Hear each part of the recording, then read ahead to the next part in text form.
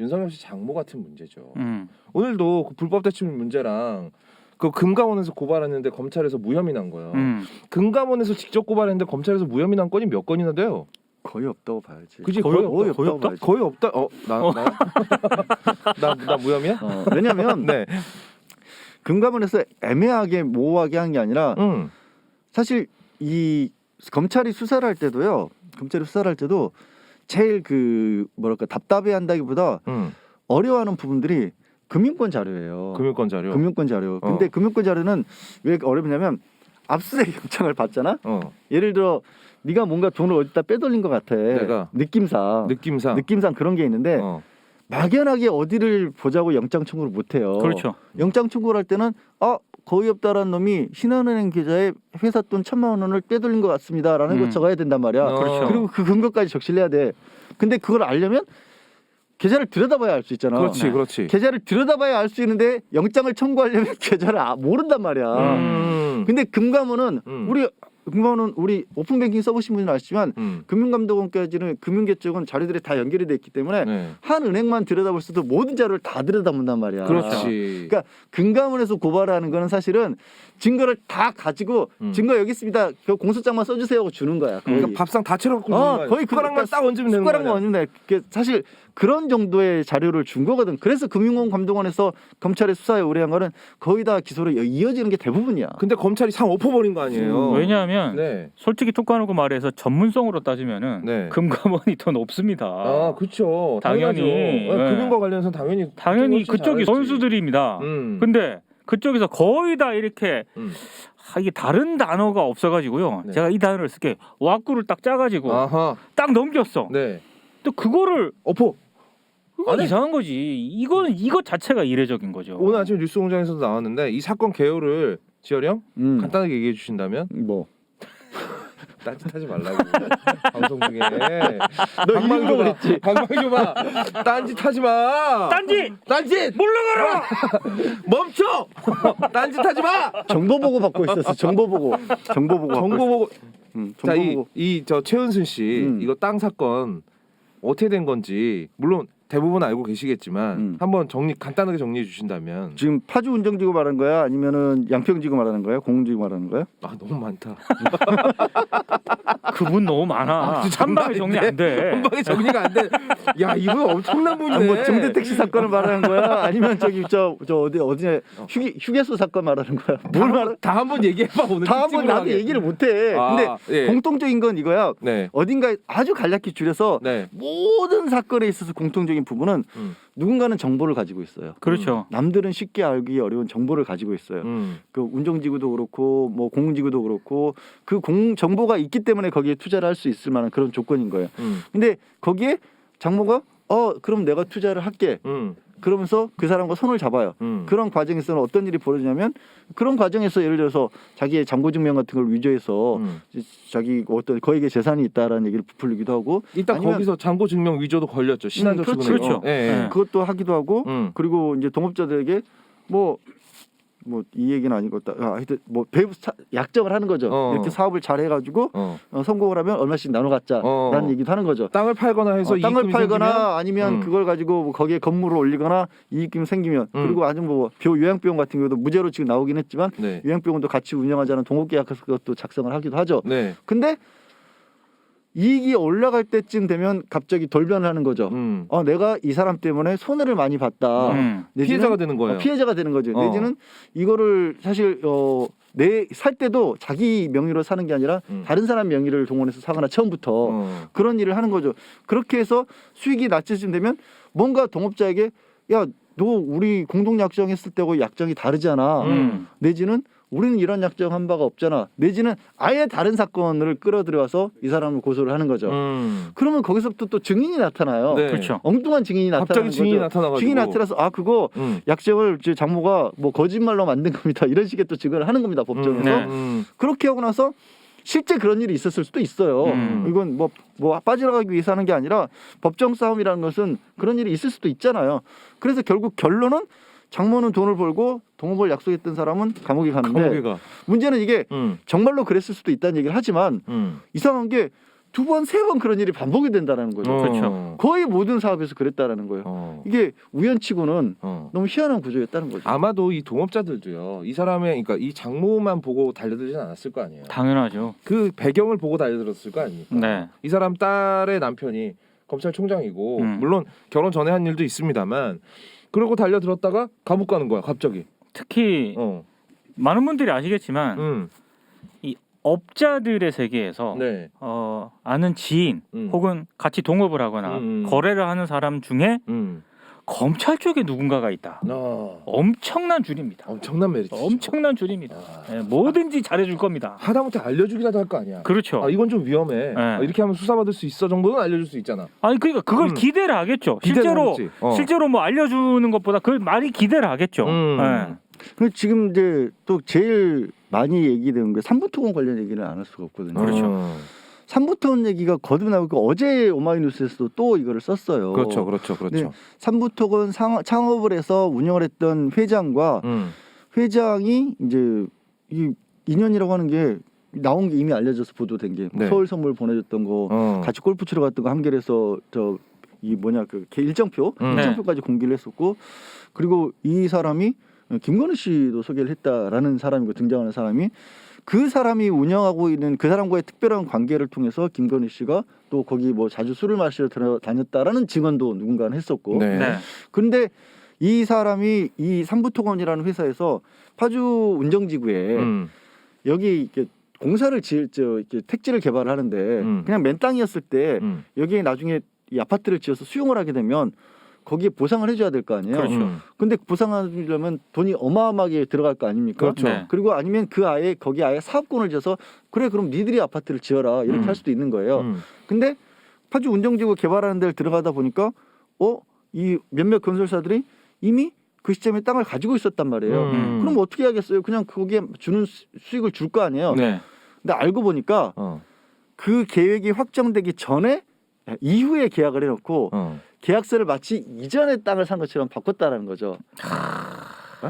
이해가 잘 안 가는데? 이해가 안 가- 어떻게 했다고? 자, 내가 땅을 그래서 오늘 며칠이지? 2월 24일이잖아요. 네네네. 2월 24일 날 파주 운정지구를 개발하겠습니다라고 계획이 발표가 돼요. 네. 그때부터. 네. 근데 그러면 그때부터 이제 거기 땅을 가지고 있던 사람들은 그럼 우리 땅을 어떻게 해야 될까? 뭐 수용을 해야 되고 아니면 뭐 대신에 돈을 보상을 받고 아니면 여기에 내가 택지 개발권을 갖고 이런 권리들을 주장할 수 있을 거 그러니까 아니에요. 거기에 땅을 갖고 있는 뭐 거의 없다라는 놈이 있으면 내가 과연 그 땅을 보상을 받고 팔 것인가? 아니면 그냥 가지고 있을 것인가? 아니 가지고 있는 게 아니라 거기에 이제 아파트를 짓는 내가 직접 사업을 하겠다 이런 얘기를 할 수도 있잖아. 네. 근데 딱 이 계약서를 보니까 그 땅을 소유주들이 막 나타난 거야. 그래서 우리가 땅 가지고 있어라고 건설사들이 나온 거지.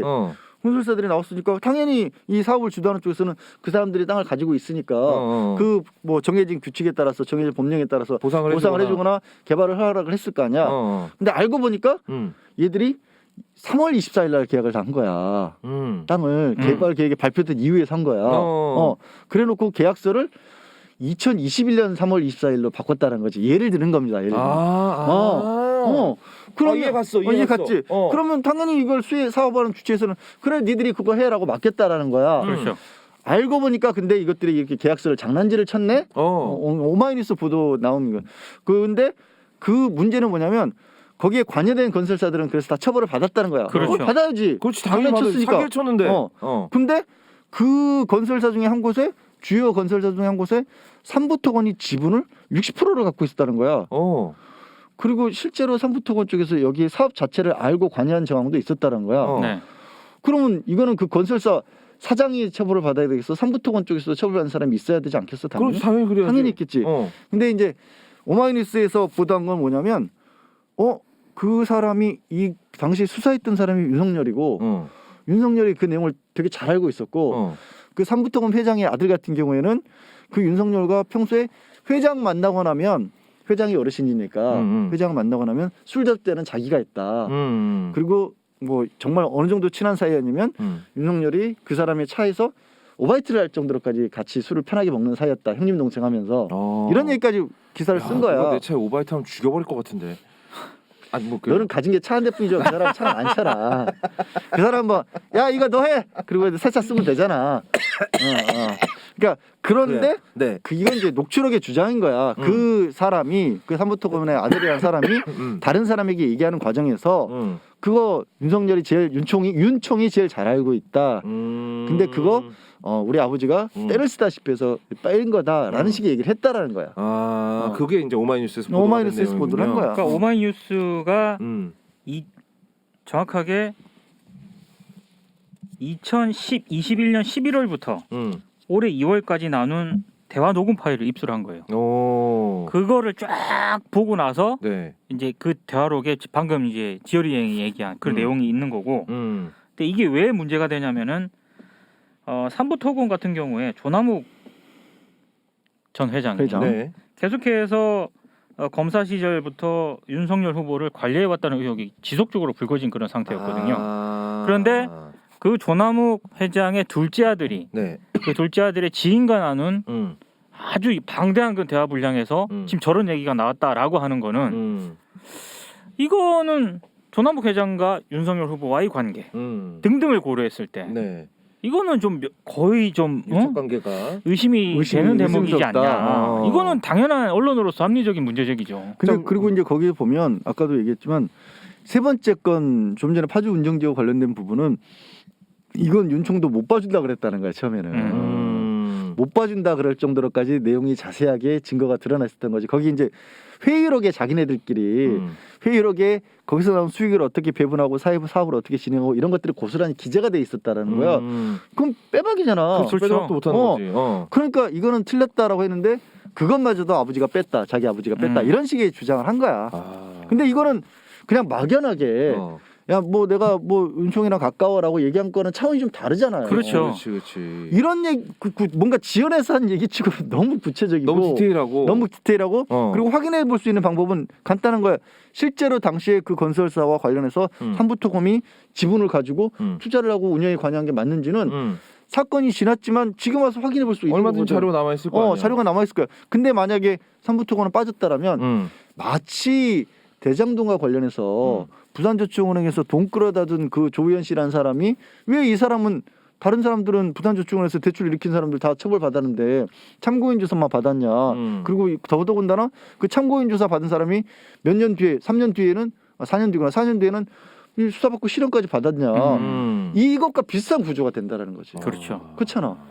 이 대목에서 잠깐 또 짚고 넘어가야 될 게 역시 한겨레에서 비슷한 어떤 그런 이런 취재를 해서 내보내려고 했다가 못 내보냈죠. 왜요? 이 비슷한 내용이에요. 똑같은 내용은 아니지만 비슷한 어떤 그런 워딩을 그 삼부토건 회장의 아들이 그 지인하고 나눈 그런 대화 이런 거를 취재를 해가지고 내보내려 했으나 그 김원 기자가 그걸 취재를 한 겁니다. 정확하게는 1판에는 싫었다고 했죠. 초판에는 안 싫었어요? 아예 안 싫었어요. 아예 안 싫었어요. 데스크에서 깐 처음에 정확한 워딩은 처음에 그 기사를 보고를 했고 발제를 했고 취재 지지가 떨어집니다. 그래서 1차 기사 작업이 이루어집니다. 근데 1차 기사를 보고를 했을 때 약간 보완 지시가 내려옵니다.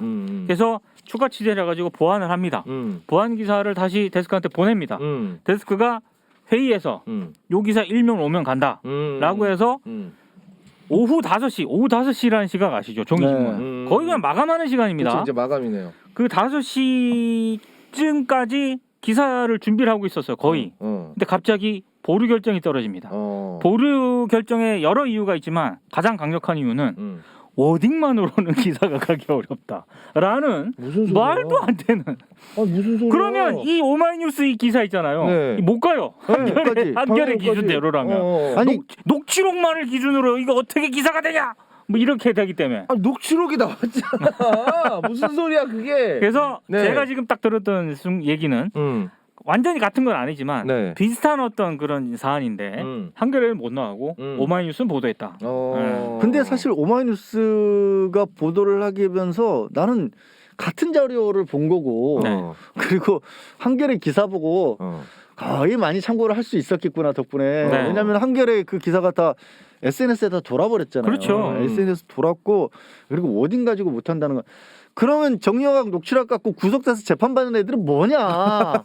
말도 안 되는 소리를. 정영학 녹취록 구속돼서 물론 녹취록을 근거로 검찰이 수사를 했지만 네. 대부분 그러니까 그런 어떤 사안에서 녹취록이 등장을 하면 그게 언론에서 보도를 하고 거기에 추가로 사실관계 확인은 이제 수사가 필요할 만한 상황에 수사를 하고 그렇죠. 수사를 해서 정말로 문제가 있으면 이건 뭐 사법 처리에 들어가는 게 우리들 너무 익숙하잖아요. 그렇죠. 언론이 언제 그러면 자 녹취록이 있는데 녹취록 내용 갖고 부족해. 네가 가서 압수수색을 해요. 압수수색은 못하니까 가서 도둑질이라도 해봐. 그렇지. 이래야 되는 거야 그러면?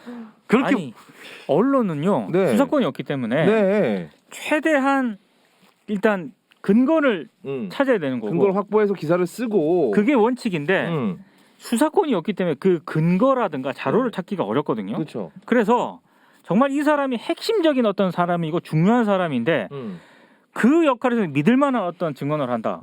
그럼 가는 거예요. 그럼요. 가는 당연히 거죠. 가는 회장 거지. 아들이잖아. 네. 제보자잖아. 제보자는 왜 있고 한겨레 왜 이렇게 된 거예요? 몰라. 한겨레가 그래서 한겨레가 맨날 이러니까 니들 별명 뭔지 알지? 조중동이 되지 못한. 예, 그래서 참 김한 기자 사표 수리됐어요? 혹시 아니요. 알아요? 사표 냈다고 합니다. 사표는 냈는데 네. 수리 안 됐어요? 지금 수리는 안 됐고요. 네. 지금 내부에서 좀 이상한지 모르겠는데 뭐 징계를 하자는 의견도 있고 징계요? 편집위원회에서 아니 기사 썼다고 징계를 해요? 뭐 사표를 수리하자는 그런 의견도 나오나 봐요. 그만두게 내버려 두자는 얘기인가요? 근데 네. 뭐가 됐든 간에 진짜 그렇게 되면은 일을 키우는 거고 네. 그러면 일단 고하자고 한 그 간부 라인들 있잖아. 그 사람도 다 책임져 그럼. 그래. 어? 다 같이 자르든가. 데스크 책임이 없는 것 같아요? 당연히 있죠. 아, 진짜 아무튼 지켜보고 있습니다. 네. 네. 이게 한겨레 이거야말로 사실은 김한 기자가 만약에 그만두게 된다면 이게 억울한 거지. 그렇죠. 진짜 억울한 거. 이게 억울해. 저는 제가 실수한 거고 이게 억울한 거지. 김한 기자 부를까? 난 안 억울해. 어쨌든 안 그래요? 억울한 척하지 마. 뭐? 어제 술 먹고 나한테 전화했잖아.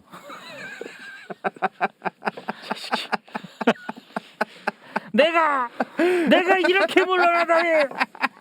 없다야. 없다야. 형이 내 이 방송국놈들.